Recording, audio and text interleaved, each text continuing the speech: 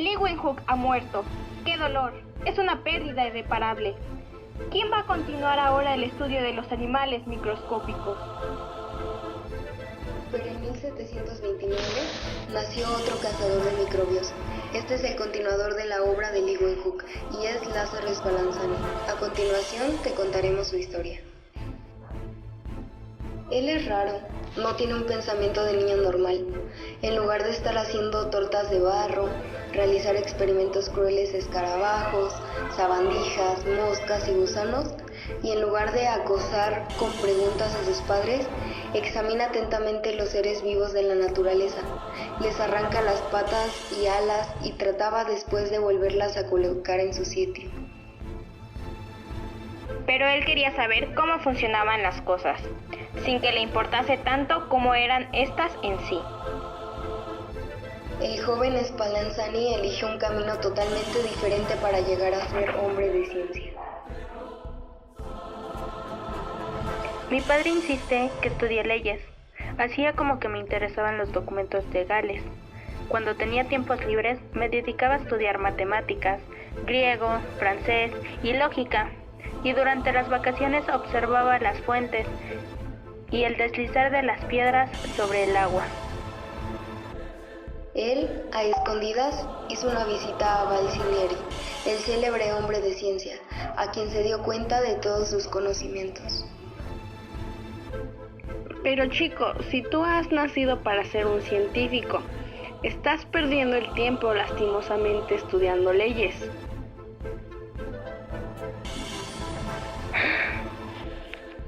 Maestro, pero mi padre se empeña. Estoy indignado. Voy a ir a ver a tu padre para hacerle saber de tu talento natural, Lázaro, y convencerlo de no obligarte a estudiar derecho.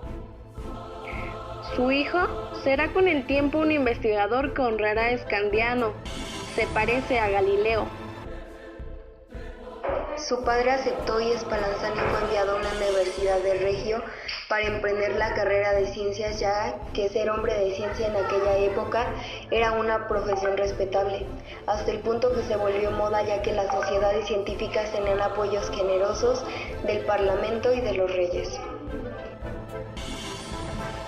A mis 25 años de edad, hice una traducción de los poemas clásicos y críticos de la versión italiana de Hornero, que era considerada hasta esa época como una obra maestra, y estudié matemáticas con un gran aprovechamiento.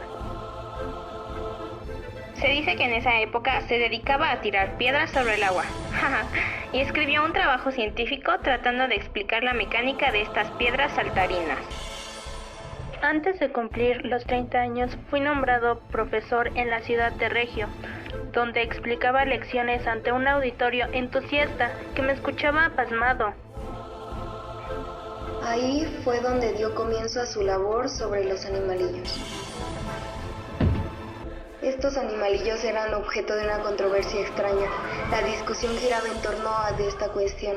¿Nacen espontáneamente de los seres vivos o deben tener padres forzadamente, como todas las cosas vivientes?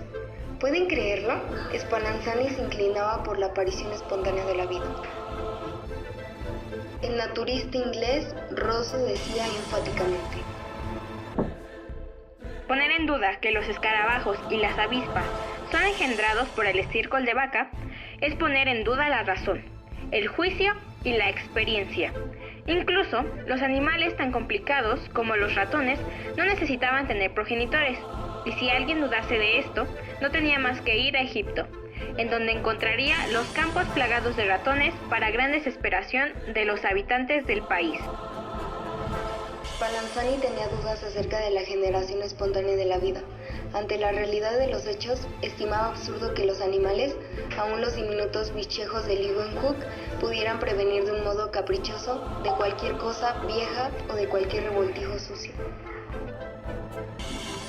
Una ley y un orden debían predecir su nacimiento, no podían surgir al azar, pero ¿cómo demostrarlo? Y una noche tropezó con un librito sencillo e inocente. ¿Qué es esto? Aquí demuestra un nuevo procedimiento de atacar la cuestión del origen de la vida, pero ¿quién es el autor de este espléndido libro? Ya que el autor demostraba los hechos con experimentos, con toda claridad, y Reddy, el autor de este libro, era un gran hombre. Toma 2 tarros y pone un poco de carne en cada uno de ellos. Deja descubiertos el uno y tapa el otro con gasa. Se pone a observar y ve cómo las moscas acuden a la carne que hay en el tarro destapado, y poco después aparecen en él gusanos y más tarde las moscas. Examina el tarro tapado con la gasa y no encuentra un solo gusano, ni una sola mosca. ¡Qué sencillo! No es más que cuestión de la gasa, que impide que las moscas lleguen hasta la carne. Al siguiente día, el libro me inspiró a pensar en la misma cuestión, pero ya no en relación con las moscas, sino con los animales microscópicos. En aquel entonces, todos los profesores admitían que si bien las moscas podían proceder de huevecillos, era en cambio seguramente posible la generación espontánea de los animales subvisible. Torpemente empecé a aprender a cultivar bichejos microscópicos y a manejar el microscopio. Por aquel mismo tiempo, otro clérigo llamado Needham hizo un descubrimiento trascendental. Él decía: tenemos aquí un experimento que nos demuestra que la vida puede surgir espontáneamente de la materia muerta. Spallanzani leía las sensacionales noticias referentes a los animalillos creados por Needham a partir del caldo de carnero, y a medida que iba leyendo fruncía el entrecejo y se le hinchaban los oscuros ojos, acabando por bufar. Los bichos no nacen espontáneamente del caldo de carnero, ni de las almendras, ni de cosa alguna. Este experimento tan bonito es una porquería. Tal vez el mismo Needham no lo sepa, pero aquí hay gato encerrado y yo voy a destaparlo. Pero, ¿por qué han aparecido esos animalillos en el caldo calentado y en las sopas de semillas?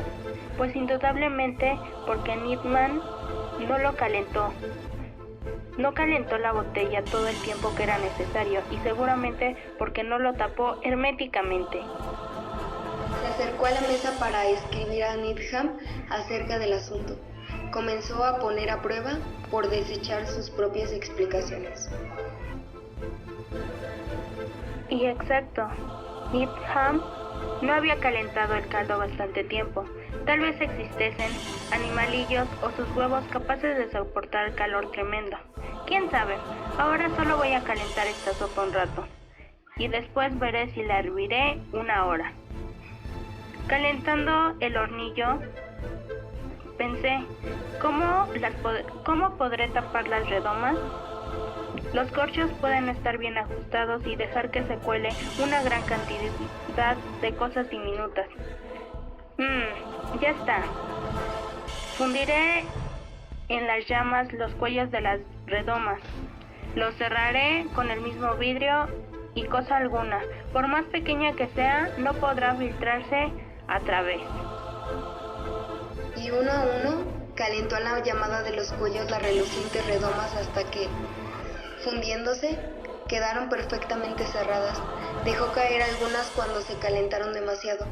Se chamuscó la piel de los dedos, soltó unos cuantos garabatos y preparó nuevas redomas para subsistir a las rotas. Una vez que la tuvo sellada y dispuestas, murmuró: Ya está, ahora le hace falta un buen calentón.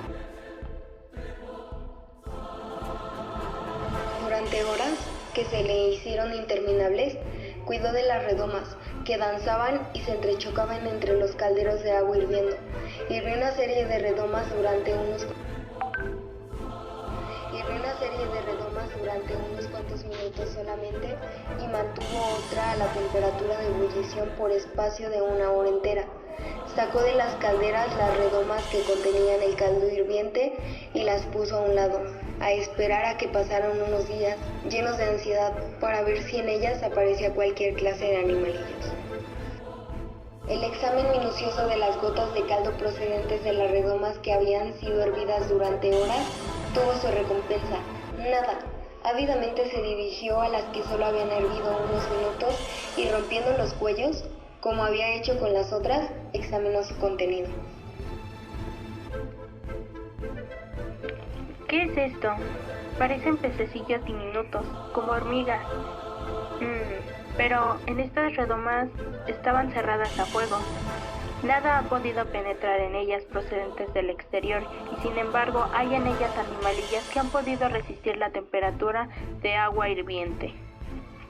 Con mano nerviosa, se dirigió a las redomas que había tapado con corchos, como había hecho Needham, su enemigo, y sacando estos, extrajo con pequeños tubos unas cuantas gotas de líquido. Cada una de las redomas que habían sido tapadas con corchos, no cerradas a fuego, estaba llena de animalillos, hasta que las mismas redomas encorchadas que habían sido hervidas durante 1 hora. Eran como lagos donde nadasen peces de todas clases, desde ballenas hasta carpas. Esto significa que los animalillos que hay en el aire logran colarse a las redomas de Needham. Además, he descubierto un nuevo hecho de gran importancia de los seres vivientes. Pueden soportar la temperatura de agua hirviendo y seguir vivos. Para matarlos hay que mantenerlos a una temperatura durante 1 hora. Un día grande para Spallanzani, y aunque él mismo no se diese cuenta de ello, fue también un gran día para el mundo. Había demostrado que era errónea la teoría de Needham, de la generación espontánea de los animalillos. De la misma manera que Reddy, el viejo maestro, había demostrado que la carne putrefacta no podía por sí sola engendrar moscas. Mas no era solo esto, había liberado a la ciencia de la caza de los microbios, en sus albores entonces, de un mito fantástico, que habría sido causa de que los hombres de ciencia dedicados al cultivo de otras disciplinas rehusasen el estudio de la microbiología como rama sana del conocimiento. La discusión entre Spallanzani y Needham no quedó circunscrita al ámbito de las academias. Los experimentos de Spallanzani eran tan claros, tan difíciles de contradecir, aún empleando los razonamientos más sofisticados. Needham era un experto en publicidad y para apoyar su causa fue a París a dar conferencias acerca de su caldo de carnero. Trató de crear fama de su descubrimiento, por lo cual fue a París con el noble conde y cerebro de Buffon. Ellos nombraron a su hallazgo trascendental fuerza vegetativa, la Real Sociedad. Precipitadamente y para adelantarse al clamor popular, eligió miembro de ella Needham, y a la Academia de Ciencias de París le nombró socio correspondiente. Spallanzani estaba más que furioso, ya que la ciencia corría peligro. Inapropiadamente, al hacer que Needham una objeción a uno de los experimentos de Spallanzani, se le presentó la ocasión que estaba acechando. Este era mi momento. Needham escribió en una carta: su experimento carece de bases porque ha calentado usted las redomas por un espacio de 1 hora, y ese calor tan fuerte debilita y perjudica a la fuerza vegetativa hasta el punto que no es posible crear animalillos. Pero eso no era cierto. Eso era precisamente lo que Spallanzani estaba esperando oír, y olvidándose de sus deberes religiosos, los grandes auditorios de ávidos estudiantes y las hermosas damas a quienes entusiasmaba visitar su museo, se arremangó hasta el codo y se lanzó a la tarea, no ante la mesa de su estudio, sino ante la del laboratorio, no con plumas, sino con sus redomas, sus semillas y su microscopio.